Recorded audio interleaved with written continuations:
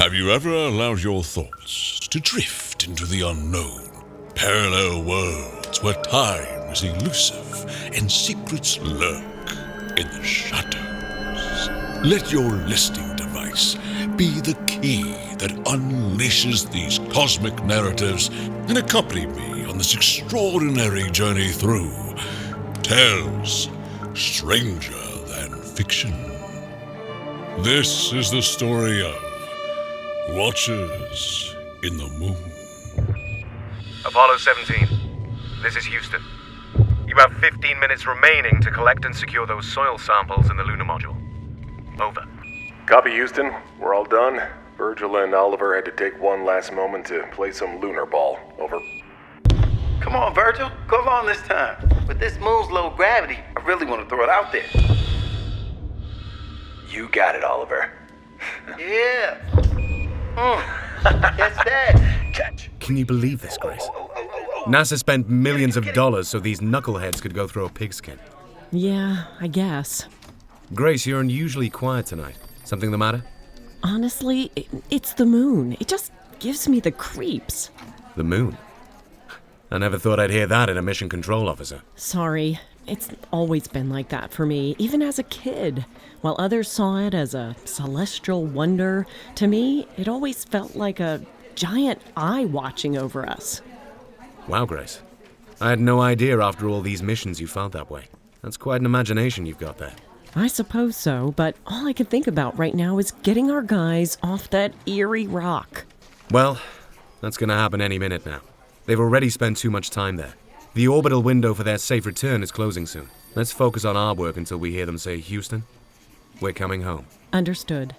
Oh, and Grace. Yes, Robert? Remember, the moon might be staring back at us, but we're the ones steering the ship. Got it. Now it's my turn to throw it. Okay, but you're still too close. You have to go out further. I'm at least 300 feet. Who are you? Quarterback Bob Grease? Yeah, you laugh. The Miami Dolphins are undefeated and going all the way this year. Super Bowl 7, baby. Yeah, we'll see. Just throw the doggone ball already.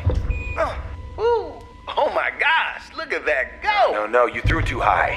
It's way over my head. Come on, Virgil, did you see that? That must have been over 900 feet. Yeah, you're lucky it didn't fly off the moon. That's impossible. But then again, I don't see it. Where did it go? It looked like it finally bounced and landed past some craters 100 yards up. Apollo 17. Playtime is over, boys. Time to come home. Over and out. Copy, Houston. We hear you loud and clear. We're wrapping up and packing up our drill. We'll be out of here in 5. Over. Oliver, give Miles a hand. I need to retrieve that football. Virgil, you're starting to break up. It's the distance of the headset from the Apollo. Just get everything loaded. I'll be back shortly. Sorry, can you repeat that? I can't leave this ball. It's a gift from my son. How many footballs can be said to have been played on the moon? Okay, I think I heard you. If you can hear me, get it and get back here as soon as you can. We'll have everything ready. Come on. Where are you at? Oh, there you are, by the big crater. Wow, what a throw. Good thing we weren't on the Dwarf Planet series. That would have easily been a couple of thousand feet. My boy's gonna be ecstatic. Oliver, if you can hear me, I've got it. Making my way back. Oh! Virgil, was that you? Repeat, over. Where is he, Oliver? He was heading south, but we lost signal. No visual. Come in, Virgil. This is Miles. I need you to report in. Over. Virgil! Virgil! Apollo 17, this is Houston. Are we green for liftoff? Over. Houston, we have a problem. Over. What kind of problem? It's Virgil Hicks. He's disappeared. Repeat that, Dawson. Over. Hicks ventured beyond our comms range to retrieve the football. We can't see him. Over. I can take the moon buggy and try to find him. Dawson, you know as well as I do that your re-entry window is closing. You have 5 minutes. Find Hicks and get yourselves out of there. Over. Roger that, Houston. Oliver, keep your comms open and your eyes peeled. You need to hurry. I'll keep trying to establish contact with Virgil. Virgil, this is Miles. Come in, buddy. We really need to hear from you. Over.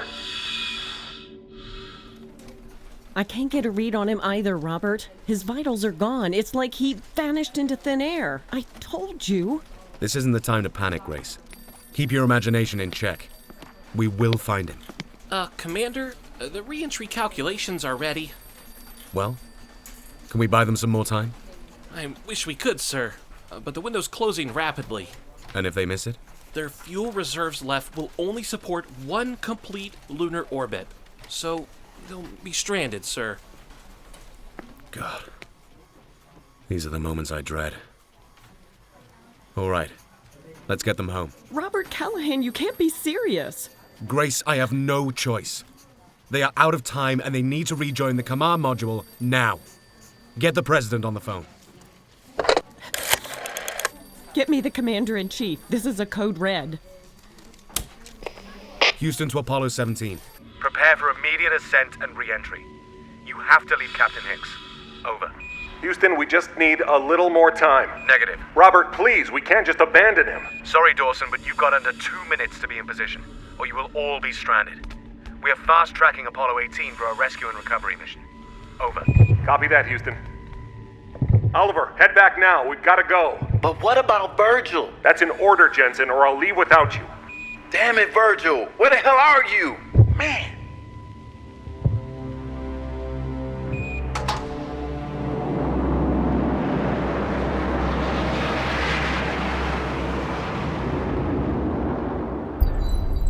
Houston, we are on our way home.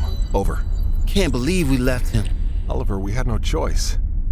Now that we're up higher, you don't see him out the window, do you? Negative. Yes, Mr. President. What's the status update, Commander? Apollo 17 has a successful ascent. So our boys are coming home. They're going to be able to make that window. Good. Listen, let's wait to alert the media of what's happening. There's no need to panic the world over this. And it won't look good for either of us. Do I make myself clear? Yes, sir. Good. You have the full support of the White House. Let me know how it goes. I'll keep you informed. Good day to you. Good day. Nixon gave us the approval. Get Apollo 18 ready for launch. We need it yesterday. Copy that, sir. Boys, don't know if you can hear me. Over. Loud and clear, Houston. This wasn't an easy decision, boys. We're doing everything we can down here. We'll bring Virgil home. Over and out.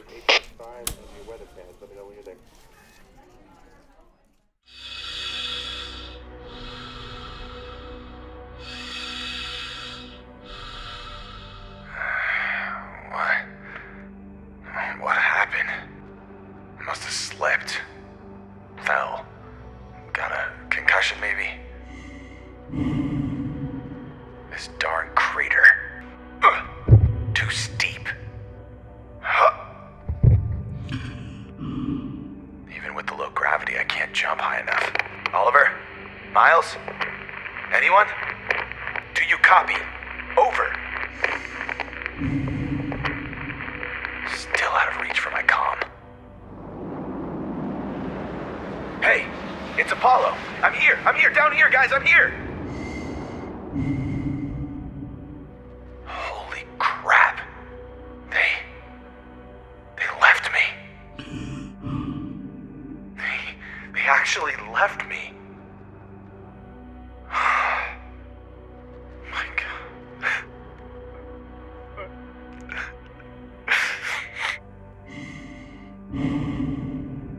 The window. Of course. They must have run out of time. They'll come back for me. They have to. All right. Think, Virgil. Think. Oxygen. There's only a few hours worth. The LRV. That moon buggy always has extra oxygen canisters on it. I could just use that. First, gotta get out of this crater. If I keep jumping, maybe, just maybe I'll get enough bounce.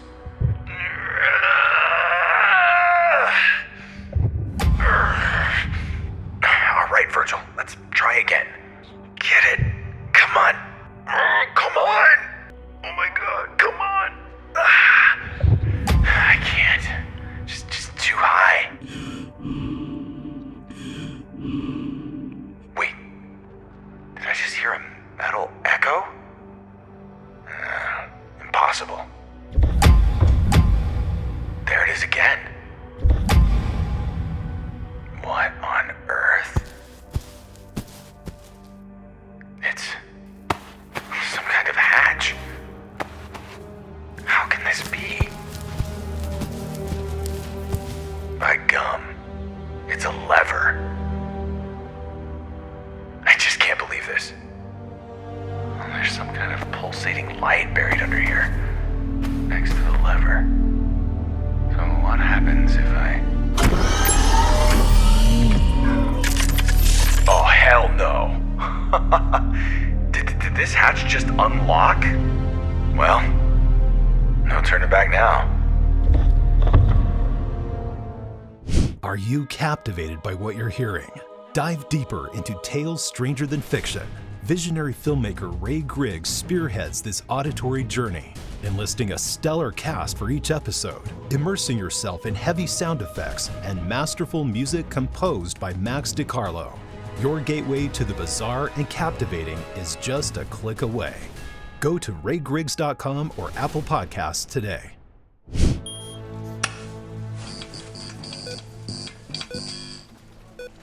As I live and breathe. Commander! Commander! What is it, Grace?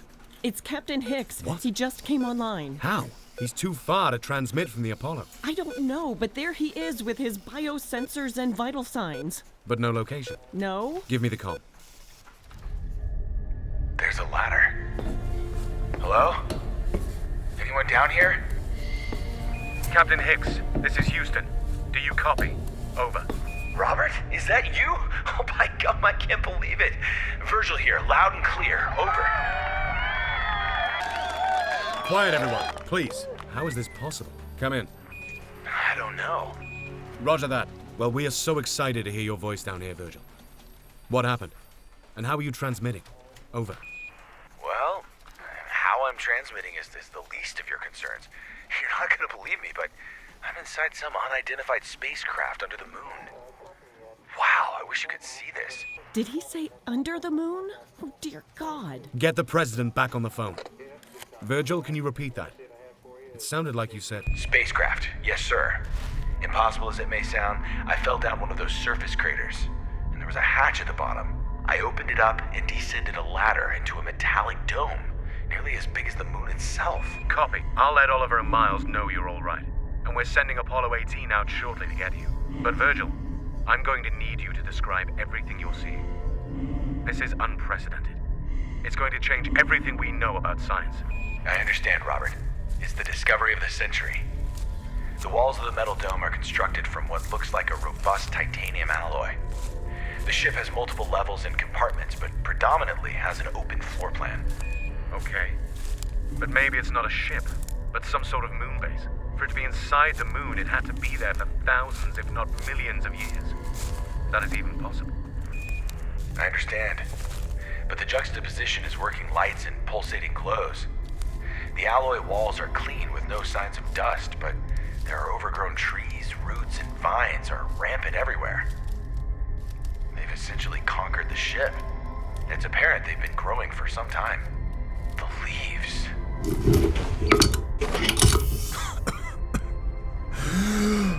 Virgil. Virgil, is everything all right? What's going on? I'm good.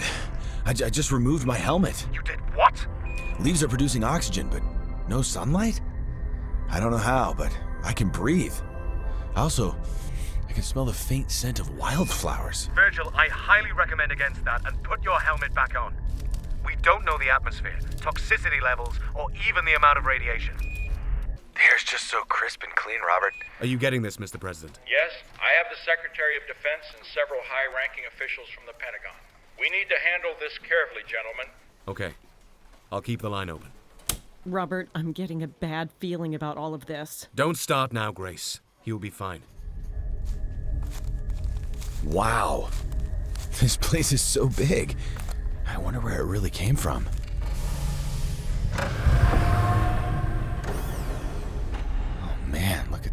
What's going on now, Virgil? The doors swung open autonomously, as if they sensed my presence. Reminiscent of Star Trek. I do believe I found the cockpit, though. It's unmistakably a spacecraft. There are 2 seats facing some kind of flat-screen dashboard. But the view... Robert, I wish you could see this. The windows are immense. 30 feet high and spanning 100 feet wide. They're packed with lunar soil that has accumulated on top of the spacecraft over time. So are they some type of alien race that's been observing us from the sky? No. How can you be sure? Well, collecting information on us, maybe?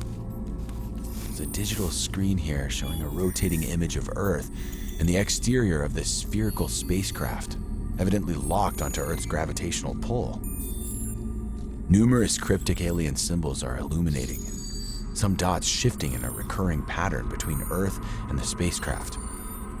It's as though it's transmitting data? The question begs, who has been watching us from the moon? I'm more worried about for what purpose and for how long. Not sure. But they were not aliens. I found what appears to be the captain's chair. Only, there's an alloy pedestal next to it, with what looks like some metal ball control on top of it. And? There's a glowing indentation in the ball, waiting for a hand to be placed on it. But not any hand. One the same size as ours, requiring a thumb, our fingers, and even our fingerprints. It's the perfect match for a human hand. What is that? Okay, well, not my hand. Virgil, you didn't. Grace, so glad to hear your voice. Captain Hicks! Well, guess I set some sort of siren off. Who would have thought it still works? Only because everything else is working? Virgil, you need to get out of there. Return to the surface and wait for Apollo 18. Let us thoroughly check it out. Yeah, guess you're right, Robert. This place is starting to give me the creeps. Please hurry, Virgil. I see the ladder. Would you look at that? The sirens have ceased. Wait! What's wrong? There's a spacious chamber to the side. It houses an enormous glass enclosure which seems to have been burst open by the main tree, as if it had outgrown its dwelling. And something else there appears like... Could it be? Virgil? I'll just be a minute. I have to check this out. Captain Hicks, listen to me. This is a direct order coming from the President himself. You need to get out of that craft and do it now. Ask Tricky Dick for my apologies. I have to check this out. Did we just hear? Yes, Grace. This room is filled with these glass containers, all connected to a computer system. There's something alive in one of them. It resembles a little girl playing, except she's composed entirely of black smoke. Hello there. Are you capable of speech? What's your name? How could this creature possibly be alive? She's imitating my actions. When I wave my hand, she does the same. Virgil, please get out of there. I'm all right, Grace. I think you spooked her. The mist is changing form. It's me. He seems to be gesturing towards something. It's the handle of the glass door. I think he wants me to let it out. Virgil, use some common sense. I forbid you to. No, you're right. I'm not touching it. Virgil! I'm fine. It's evident that it understands us. It just got agitated. Sorry, buddy. There's a reason you're in there. Wait, there's writing on his case. It looks like Latin. Tenebris nebula. Dark fog? I think. My Latin is a little rusty. There are numerous glass containers in here. Many of them contain what appears to be bone dust. This next one is marked serpens. I recognize that term. It's a snake. Hey, you don't suppose they collected this from Earth? Or worse, are they responsible for leaving them there? Mandibula tenebris. Umbra vermis. Aeternum vampiricus. Gelatinosa spharia. Well, it's just a jelly-like ball in here. It's also still alive. This one is not very friendly either. They seem to be holding dangerous creatures in here. There's so many storage cases, like an ark. These humans. Call them that. God didn't make them. They're demonic. Okay, religion aside, this humanoid species went to great lengths to capture these things. For what purpose? I don't know, and I don't care. Right now, Virgil, I will feel better when you're out of there. Can you go now? Sure. Sir, Apollo 17 is landing now. Great. Get me an ETA on Apollo 18's crew arrival. Hold on. Virgil? Yes, Grace. You said all those cases appear to hold dangerous creatures. Well, yeah. But then, what about the tree that's overgrown the ship? Well, the case is over here. It's the largest one in the vicinity. Yet the tree has managed to outgrow it and break through the glass. So all these branches and vines appear to have been growing from this one location. Exactly. I mean, it's a tree. It appears fairly harmless. The label reads Nexus Colossus. Hold on. There's a bioluminescent glow emanating from the trunk. Captain Hicks! No, it's all right. It's mesmerizing. Almost hypnotic. Maybe it's friendly. Virgil! Oh, these vines, they're entangling my legs. For the love of God, man, get the hell out of there! Oh, it's hoisting me up. No. Somebody, Virgil! please, No! do something. No! Robert, do something! Nothing we can do.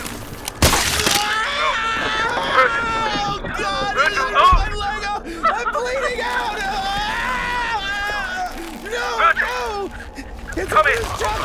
It has massive teeth! It's trying to devour me! Come in! Over! Virgil! No, this just can't be happening. Blast it all! Virgil! We ought to fire a nuclear missile and obliterate the whole cursed thing! Commander, the President wants to talk with you. Mr. President! But sir... But his family... Yes, sir. Yes. I understand.